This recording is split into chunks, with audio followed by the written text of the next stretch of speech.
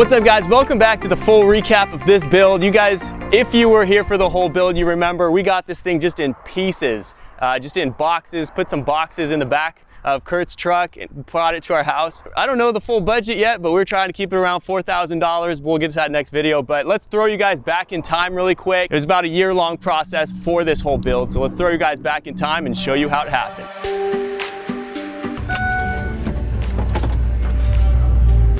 Yeah, so the full bike was here. I mean, he just had a bunch of these, a couple boxes for us. So that's where it started, the Inja LC45 Cafe Racer. Now this is an electric build, so it wasn't, I mean, we couldn't stick to a traditional Cafe Racer look, and we want it to be a little bit different. So you guys can see the headlights and a couple other things are definitely not your traditional Cafe Racer.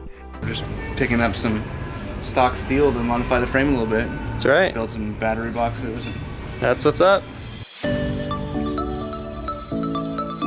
So naturally, we went ahead and started modifying the frame. That is step number one. The frame had to be basically completely overhauled to fit an electric drivetrain because this was a CB750. I mean, it had a gasoline engine and powertrain, and we're converting it to electric, so there were a lot of intricate little measurements that Kurt had to do, a lot of math actually as well. Just measuring things, making sure the battery box would fit, that the motor would fit, and the second battery pack would fit as well, all in that small space where the original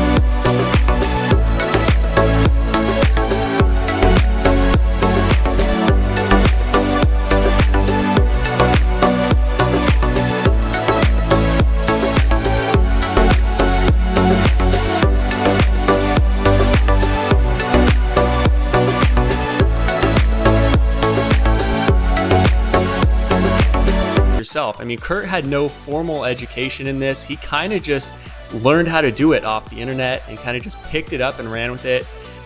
And everything you guys watch in this video, we have full episodes on. So if you guys want to learn more about this kind of stuff, definitely check that stuff out. There's a full playlist on this build.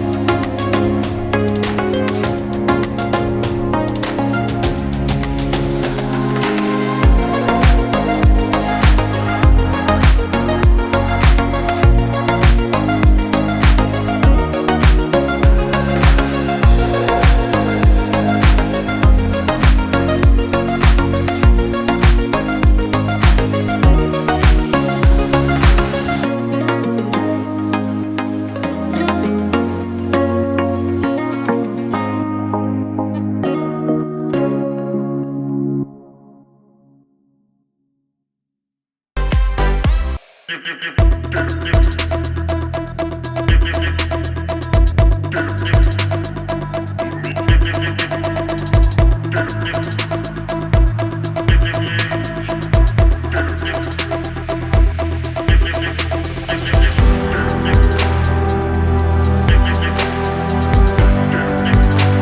definitely to electric builds like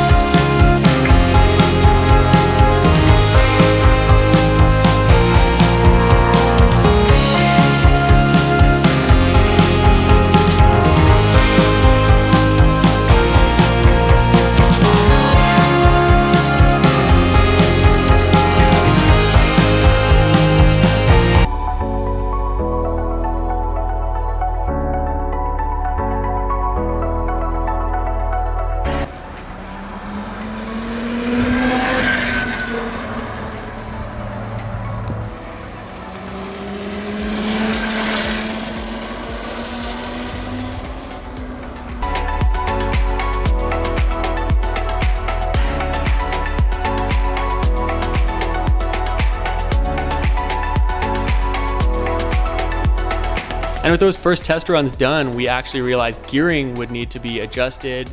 We needed a far larger rear sprocket on it. And we were also facing a cutting out issue. The first runs we did, it would cut out at about quarter throttle or so. Oh, it does cut out, doesn't it? That is kind of strange. I mean, it's really smooth. It is really smooth. But the cutting out issue we knew would be just a tuning thing or a part that we could swap out. So we definitely felt confident again at this point to continue building the second battery pack and soon the supercapacitor and completing the drivetrain and putting it all together. So we went ahead and just moved on.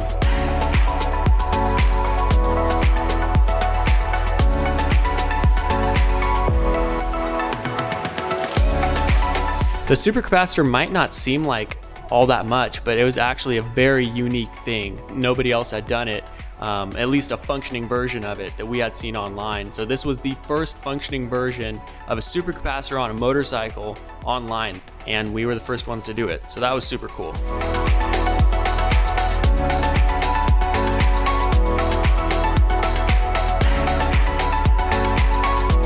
And naturally, we went ahead and short-circuited the supercapacitor just to make sure it worked.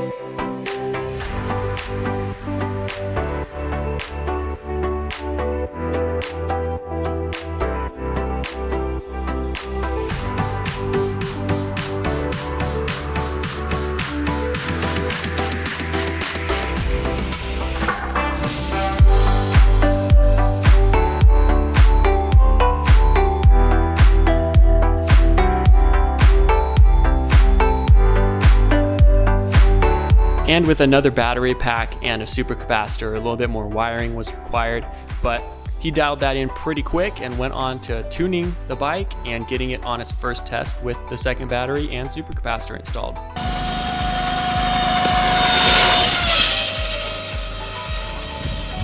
And with the full powertrain installed and everything on the bike, it was naturally time to take the bike apart again to powder coat the frame, paint the tank, paint the batteries, and just get this thing finalized. I mean, this was the last time we had to tear it down.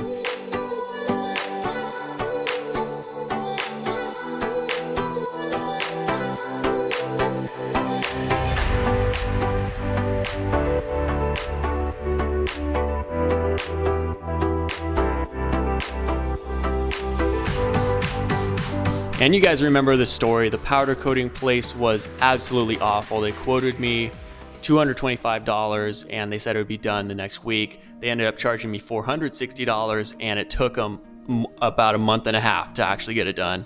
Just sitting out in the elements for a month.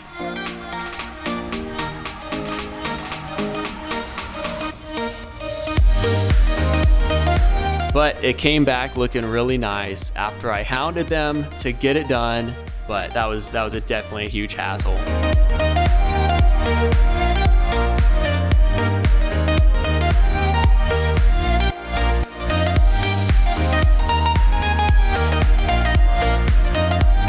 So putting the bike back together went pretty smoothly. It was at this time though that Kurt and I were actually in our busy season, so you'll see we started working a lot of late nights. And one thing we actually added optional before we painted the tank was a air scoop on top of the tank. We thought that would look super cool and it would actually be functional to get some airflow to the controller as it heats up as you're taking it for extended rides, because this bike we're estimating should have, 120 to, depending on how you ride, 180 to 200 mile range when it's all said and done. And with the air scoop completed, it was my time to take a few hours, get that thing painted. There's a lot of sanding, a lot of Bondo work, and we were working on this super late at night. I was up until I think 3 a.m. Just doing Bondo work, which is not a whole lot of fun. And I was up until probably about 5 a.m. just trying to get that thing painted so we could work on it the next morning and have the paint be dry. But it came out super well. We saw it the next morning assembled, and it was a fantastic moment. It felt so good.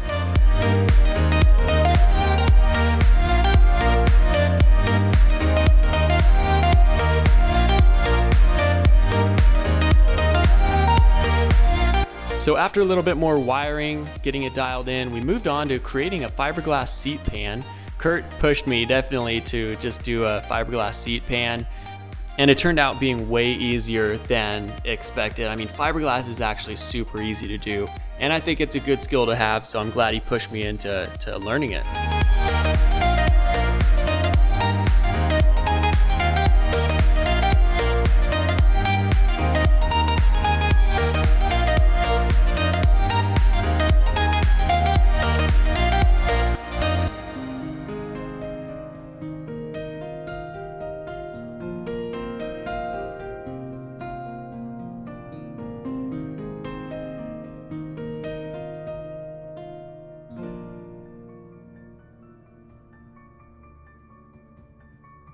For now, I installed some adhesive tail lights. I didn't want to use these originally. I wanted to cut out custom slots for it in the tail and make actual tail lights for it. But for now, we're just gonna roll with the adhesive tail lights for sure.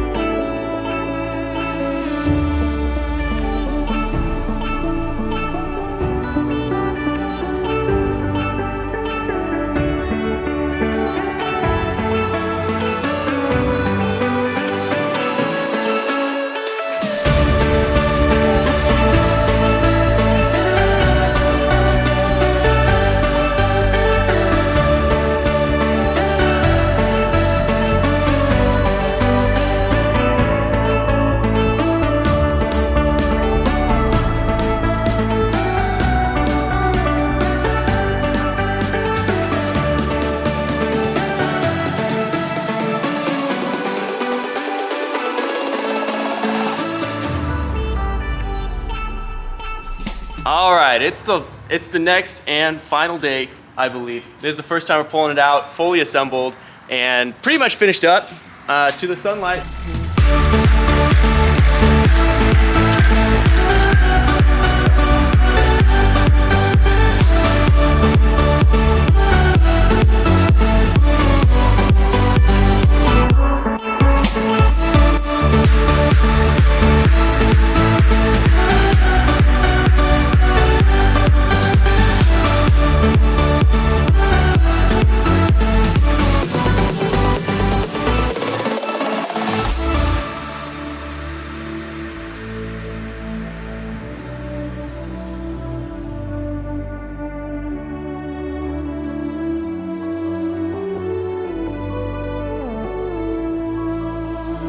All right, boys, we got it finally out to the street in its final form. And man, does it feel good looking at it in its finished form.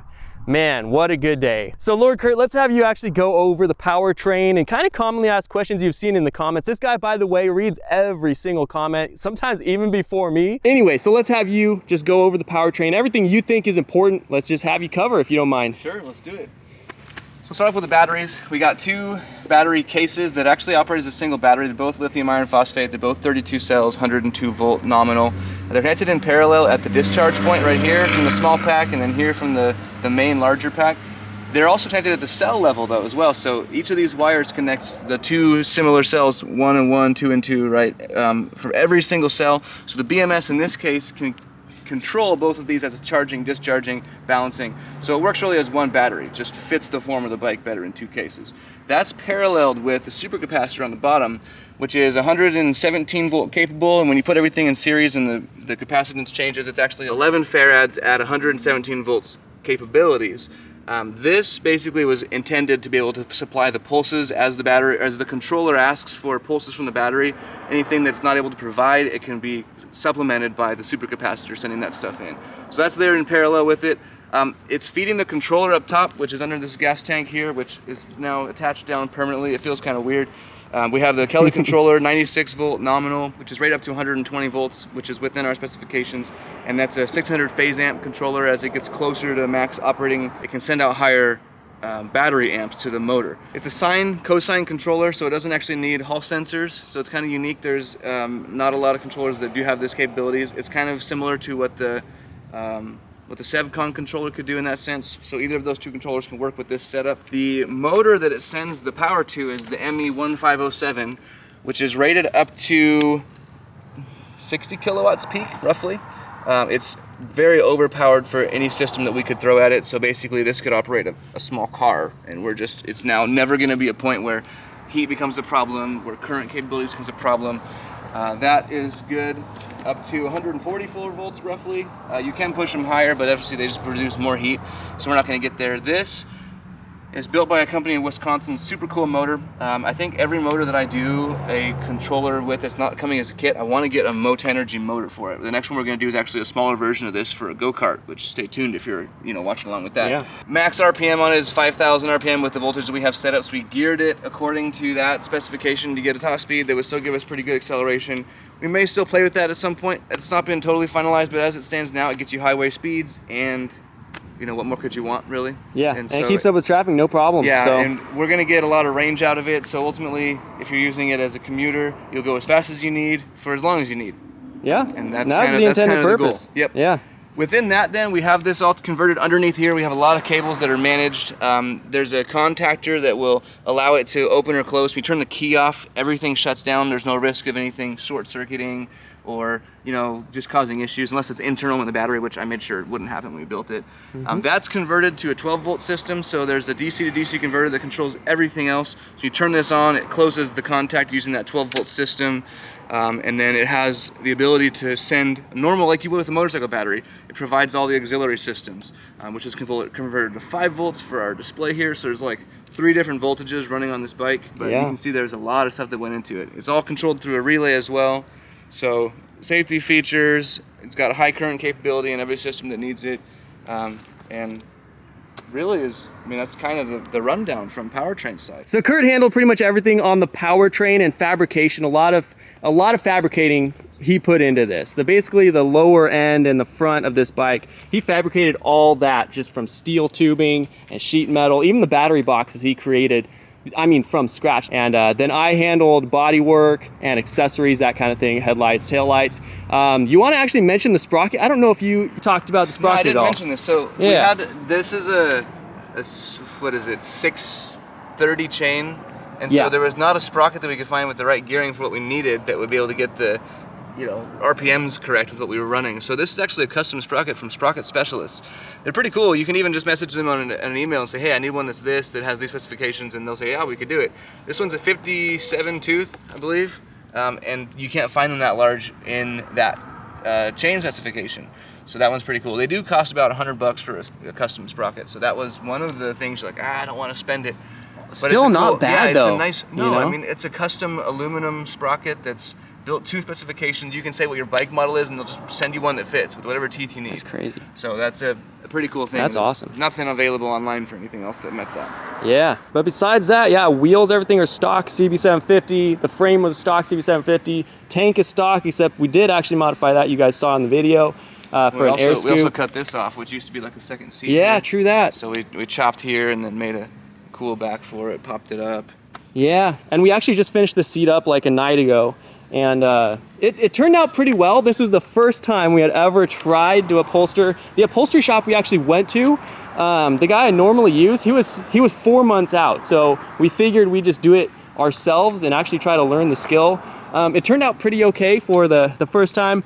I think all around we had envisioned it a little lower profile and whatnot, but this is how it came out. Still not bad, and it's pretty comfortable. Ultimately, in 4 months, when he's got time, we can take it back. Yeah, we can absolutely. You know? That's something we can definitely do. But for now, we just want to get on the road. That was our first time upholstering, so it was a learning experience for us for sure. But once we have the plates and everything, we can definitely finalize a lot of the stuff, change anything we don't like. The seat's super easy just to take off, upholster again, and make it however we want it. So basically close to free with the materials that you got. Yeah, pretty much. So. Upholstery shop would have been 4 months and $450 is what he said to do basically this exact same thing. So we figured we'd do it for like a total of probably $35 or so all said and done.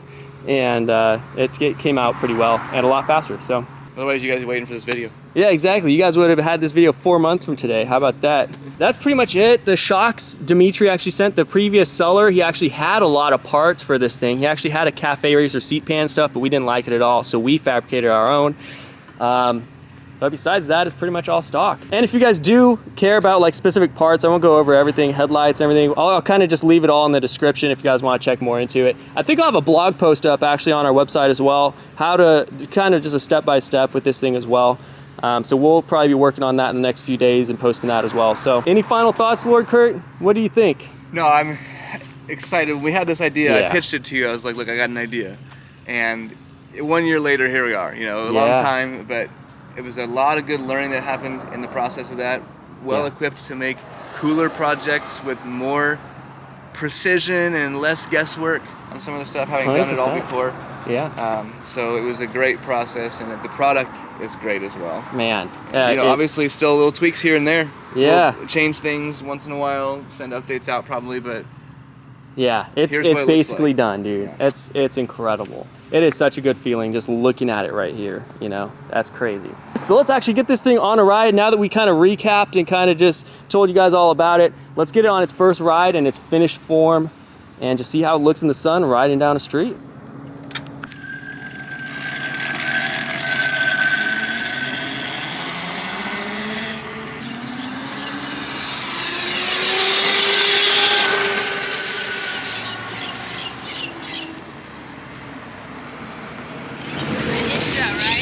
Way quieter with that little rub stop. I was gonna say, it sounds significantly quieter. Good. Let's do another pass. We only got that one. Let's do it.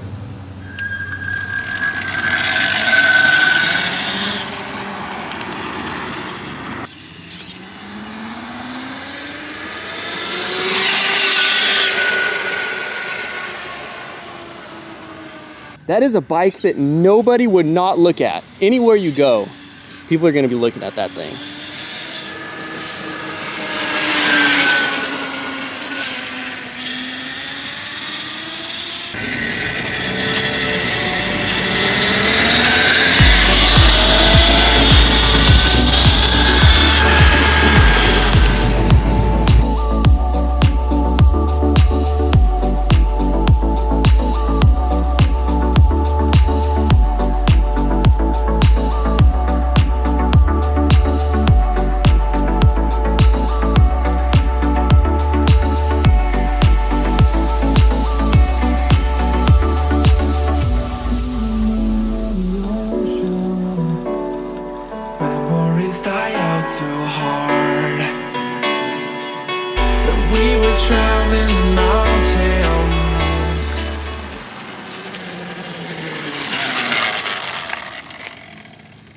How's that?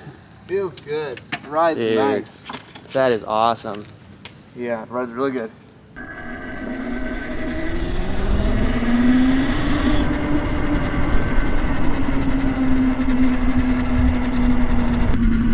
All right, riding this thing, dude. This is such a big day.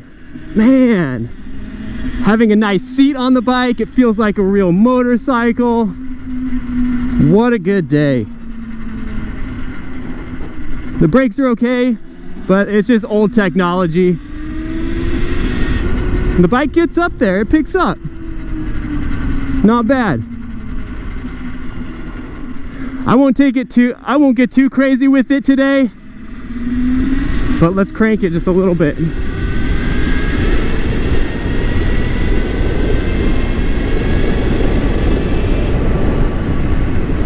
Oh yeah, old brakes, man. Man, a year later of working on this thing, it is about time this thing is finished. What a day, dude, what a day.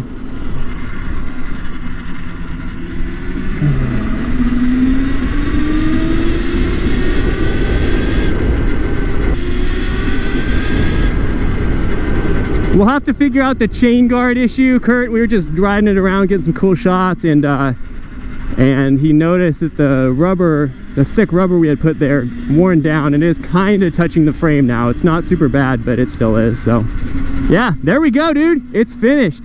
I'll definitely update you guys as we get everything else dialed in, but this bike is complete. It's pretty much 100% done. All right, guys, that's pretty much it. What a journey this was. I could not be more excited how it turned out. There's a couple things we still have yet to finish. This isn't a 100% fully completed bike. We do still have to do the wiring harness for the headlights and the tail lights and the turn signals. The bike is fully operational as it sits. We just need the headlights and tail lights, that kind of thing. We do need to do some of the paperwork still. This bike is currently out of the DMV system, so I'll have to figure that out still, but we're waiting on the plate, so we're pretty much wrapping up this build as it sits now. I think that's pretty much it. What else do you think that we would need? I mean, the big one that I've still got to do is hook the regen brake up. We're going to basically hook so that the rear brake, when you press that, it'll end up causing the regen motor to kick on, which will then feel kind of continuous because it's going to brake from the rear tire. So when you hit that, it's going to be a rear brake. That'll just be wired in with the light switch as the brake light turns on. Otherwise, I mean, really, it's just the wiring harness and getting it so you can drive without the cops giving you a hand. That's true. Yeah. We're good. Yeah, but everything's, I mean, the gauge cluster is wired in, everything is fully operational. It's just headlight, tail light, and the plates for the bike. So that's pretty much it. We will be updating you guys, of course, later in the future when that stuff kind of gets wrapped up. But for now, we're definitely going to be moving on to new builds. We actually have some fun stuff coming. And one thing I forgot to mention is we still need to put graphics on the tank. I don't know, honestly, what to put on it. Because I was thinking Honda because it was a CB750, but I feel like for this build that's a little bit too generic. So Lord Kurt and I actually may be starting up something where we make the builds and sell them. So maybe some kind of like a brand name or something. What do you guys think? I honestly don't know what to put on it. The LC45 was kind of a throwback for our original concept of this build. And so I thought that was a good throwback, but we need something for the tank. What do you guys think we should put on it? Let us know in the comments. But for now, I think that's pretty much it. You guys stay tuned for another update. We're gonna do the whole build cost as well, probably next video. Just break down prices, parts list, that kind of thing. Parts list, by the way, will be in the description of this video as well. So if you guys are interested in that, check it out. But for now, that's gonna be it. Thanks guys so much for watching. We'll catch you guys next time.